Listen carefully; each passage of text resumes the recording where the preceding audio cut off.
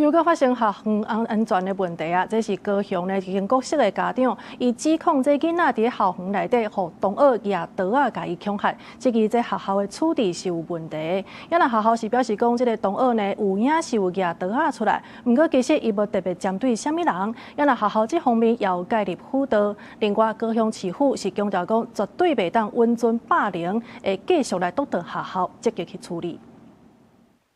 现出囡仔面上的伤痕，高雄凤山这间国小的家长指控，因囝伫学校互同学霸凌，已经去派出所报案，要对3名同学提告伤害。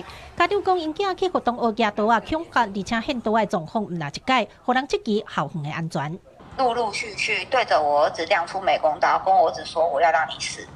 这件事情我们都有反映给校方，校方都知道这位同学。 有带刀到学校，然后他们都说什么？那只是美工刀怎么样的？家长指出，献刀的学生家长敢若有背景，学校才无要积极处理。对此校长解释讲，无这款代志，确实有学生囡仔伫咧1月底甲同学冤家了后有献刀的状况，不过不是针对这个真正家长的囡仔。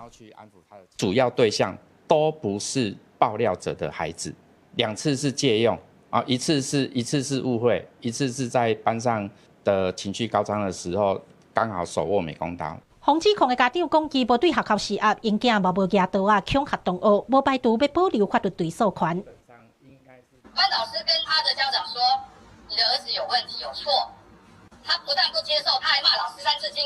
然后他的爸妈还跟老师说：‘老师你都偏袒其他的同学。’这件事情不是只发生在我身上，班上很多的同学都有这样的遭遇。” 双方家长各有立场，学校表示已经启动霸凌调查定序，目前也在等待调查结果。市府强调会督导学校落实调查，要求学校爱依公正原则积极处理。另外，针对相关学生，校方嘛爱提供辅导，积极关怀。